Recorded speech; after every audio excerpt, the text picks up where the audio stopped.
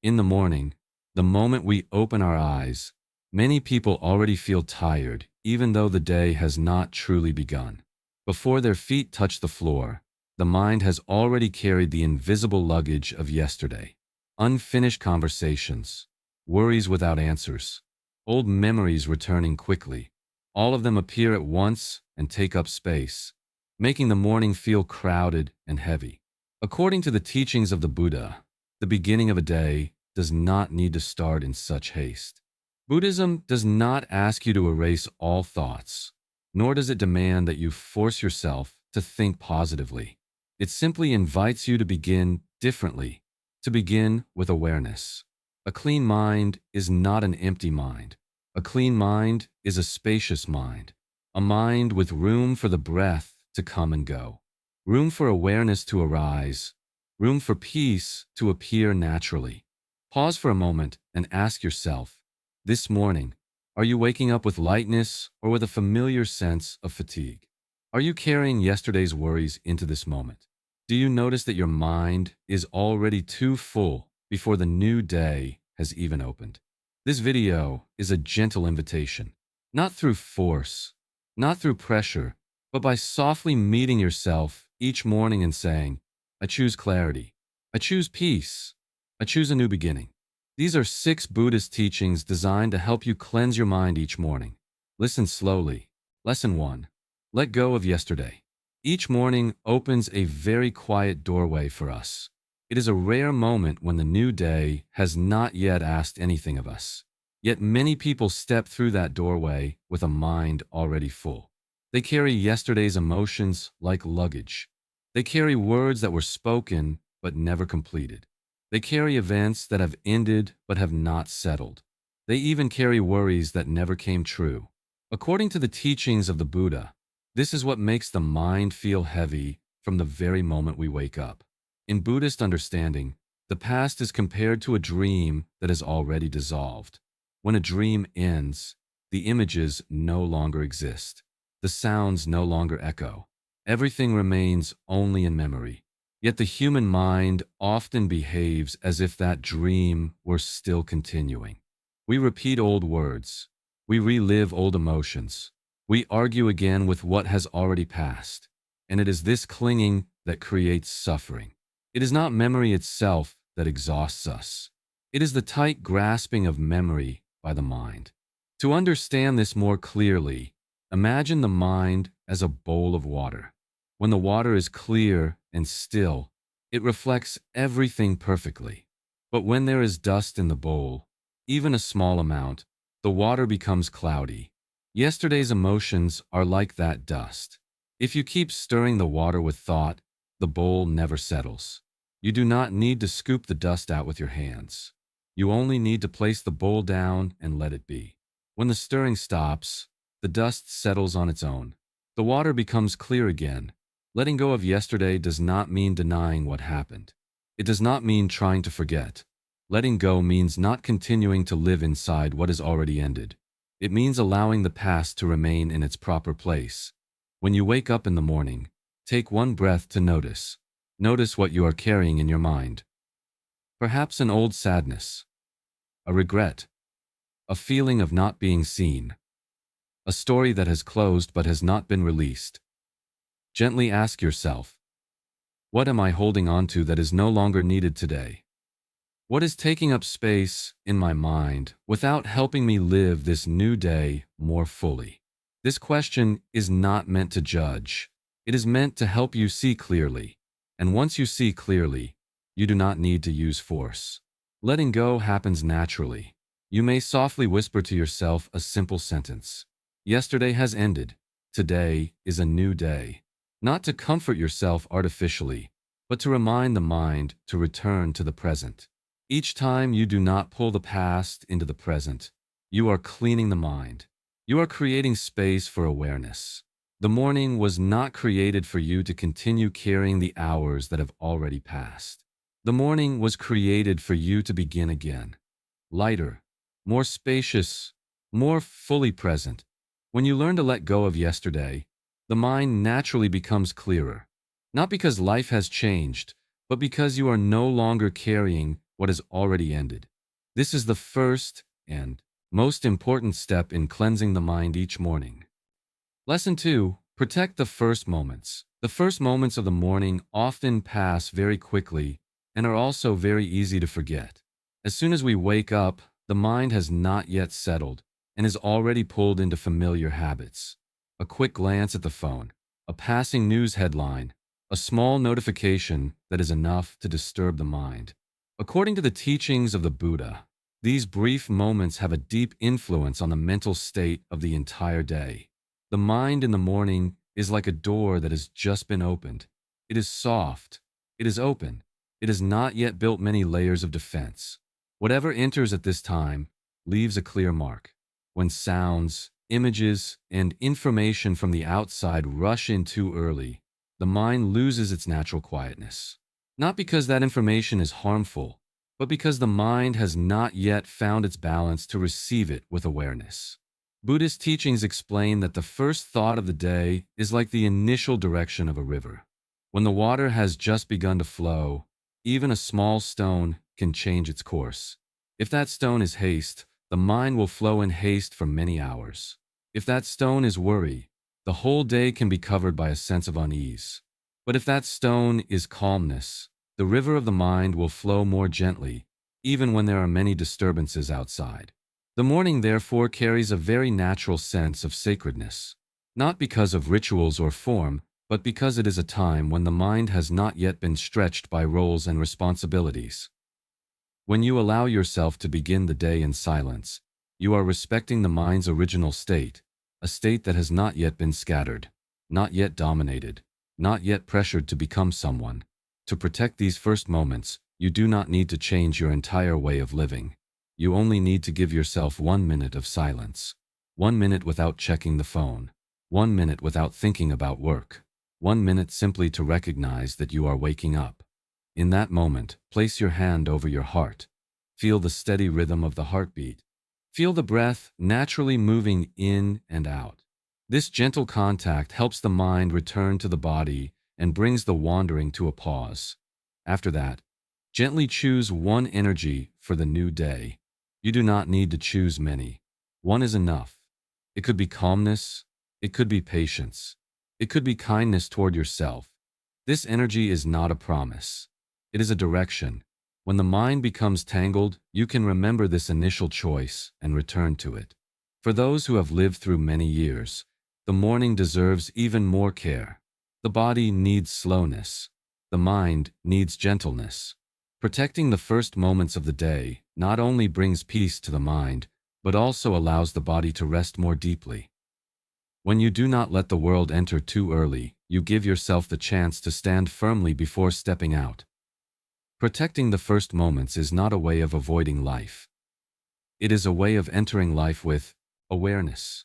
When the morning is well protected, the mind has a stable point of support, and from that point, you can move through the entire day with greater clarity, calmness, and balance. Lesson 3. Return to the present. One of the greatest reasons the mind becomes exhausted is the constant wandering of thought. When the morning begins, the body may still be resting, but the mind has already traveled far. It returns to old stories. It runs ahead to things that have not yet happened. It creates countless scenarios, assumptions, and worries. According to the teachings of the Buddha, a mind that is always wandering is a mind that is crowded. And when the mind is crowded, peace has no place to appear. A wandering mind is not wrong. It is a natural habit of the human mind. But when it is not recognized, that wandering becomes the source of tension. We are tired not because we are living, but because we are living in too many places at once. Part of us is in the past. Part of us is in the future. Very rarely are we fully present in the moment that is actually unfolding. The Buddha taught that we should not live in what has already passed, nor dream of what has not yet come. We are invited to settle the mind in the present moment. This teaching is not abstract philosophy. It is a very practical method for cleansing the mind each day. When the mind returns to the present, restlessness naturally settles. When restlessness settles, the mind becomes clearer. The present moment has a powerful cleansing quality. This is because in this moment, most of the things that cause us worry do not truly exist. They exist only in thought. When you return to the present, you are not erasing responsibility and you are not avoiding life. You are simply stopping the habit of feeding unnecessary thoughts. And it is this stopping that makes the mind lighter. To practice returning to the present, begin with the breath. There is no need to control it, no need to change it. Just notice. Notice the breath coming in. Notice the breath going out. The breath is always here. It is not in yesterday. It is not in tomorrow. It exists only in this moment. When you place your attention on the breath, the mind is naturally drawn back to the present. While observing, you will notice that thoughts still arise, memories, plans, worries. This is completely natural. Instead of pushing them away or criticizing yourself, try gently smiling at each thought as it appears. See it like a cloud passing across the sky. You do not need to hold on to it. You do not need to push it away. Simply do not follow it. When you stop chasing thoughts, they gradually lose their power. The mind is like water. When it is not stirred, it settles on its own. Full presence is the way this settling happens. You do not need to force the mind to be calm. You only need to return. Calmness appears by itself. There is an important truth that Buddhist wisdom points out. When the mind is truly present, anxiety cannot exist. Anxiety always needs the future to survive. Regret always needs the past to continue. The present moment does not nourish these states. Each time you return to this moment, you are cleansing the mind at a very deep level. You can sense the present through very simple things. The feeling of the breath, the sounds around you, the light in the room, the sensation of the body sitting or lying down. These small details anchor the mind in reality. When the mind has an anchor, it no longer drifts. This lesson plays a central role in the entire journey. Because even if you let go of the past or protect the morning, without returning to the present, peace remains fragile. Returning to the present is not an extra practice. It is the foundation. When the present is fully lived, the mind becomes clear. And from that clarity, all other teachings can truly take effect.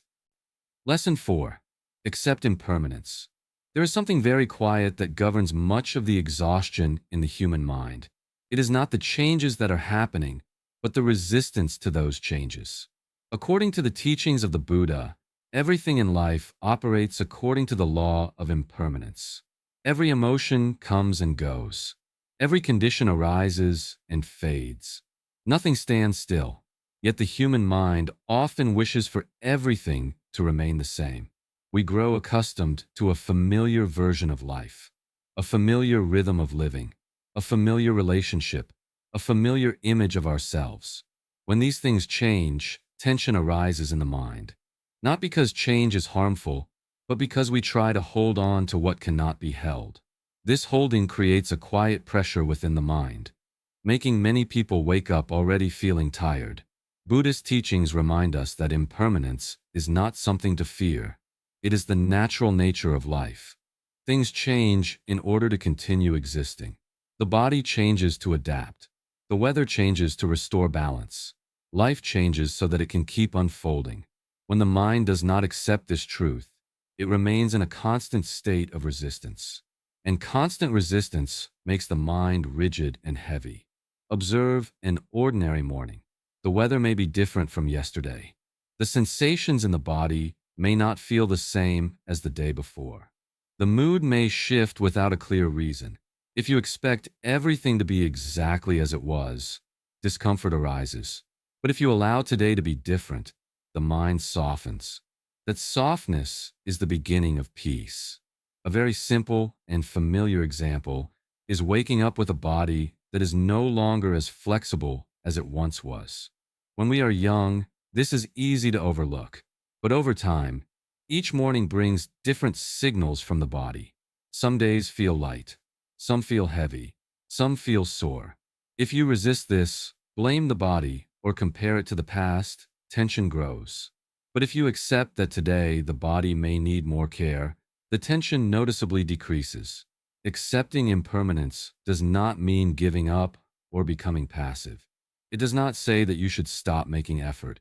It simply says that you do not need to resist reality. When resistance stops, energy is released. The mind no longer wastes strength trying to maintain an old image. And when that energy is preserved, there is more space to live fully in the present. In the morning, this practice can be very simple. Breathe in and acknowledge that today will be different from yesterday. Breathe out and allow things to unfold as they are. You do not need to control the entire day.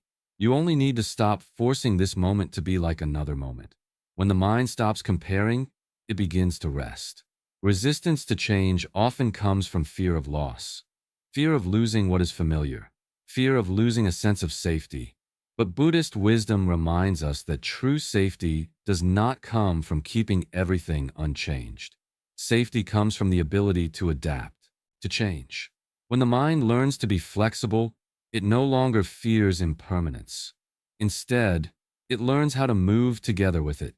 This lesson is gentle and especially suitable for the morning. The morning does not need complex thinking. It only needs the right attitude.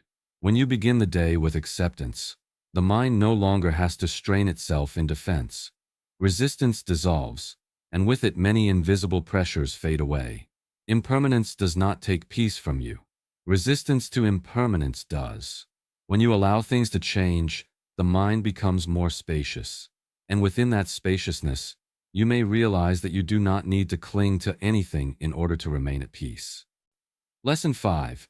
Cultivating gratitude.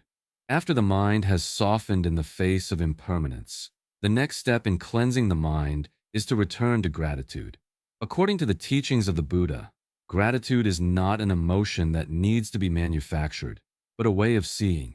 When the way of seeing changes, the mind naturally becomes lighter. Much of the heaviness in the mind does not come from having too little, but from constantly believing that we are not enough.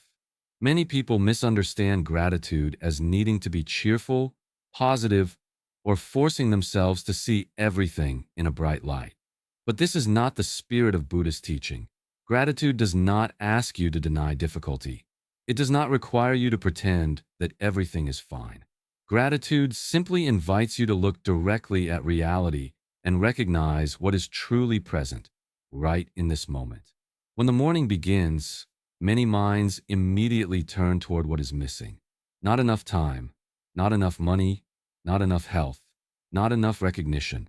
From this, comparison arises, comparing oneself to others, comparing today to some imagined ideal day, and then the mind begins to chase having more, achieving more, becoming more.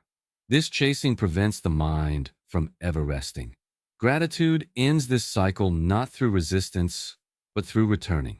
When you genuinely recognize what is already here, the mind shifts from lack to sufficiency. Not sufficient by social standards, but sufficient for the moment you are living. And when the moment feels enough, the mind becomes much lighter. In Buddhist understanding, gratitude is closely connected to awareness. When you are aware, you begin to notice very small things. The breath moving in and out, the morning light touching the room, the warmth of a blanket, familiar sounds in the surrounding space. These things are always present, but a busy mind often overlooks them. When the mind slows down, these small details become clear. You can begin practicing gratitude by gently listing a few simple things in your mind. They do not need to be special. They do not need to be grand. They only need to be real. A breath without pain, a body that can still move, a new day opening, a rare moment of quiet. These ordinary things form the foundation of life, yet they are often only noticed when they are gone. As you recognize what is present, comparison gradually loses its power. You no longer feel overly concerned with how others are living because you are fully present with your own life. When comparison fades, chasing also fades. The mind naturally slows down, and in that slowing, a sense of enough begins to appear. Gratitude also softens your relationship with yourself. You stop seeing only what is lacking. You begin to acknowledge the quiet efforts you have made, the times you endured difficulty, the moments you stood back up after exhaustion. When you feel gratitude toward yourself, the mind becomes less harsh. And when the mind becomes less harsh, it becomes clearer. Morning is an especially suitable time to cultivate gratitude because the mind has not yet been pulled too far away. Just 1 minute of pausing to recognize what is present can change the tone of the entire day. Not because problems disappear, but because the mind is no longer covered by a sense of lack. Gratitude is a very gentle form of purification.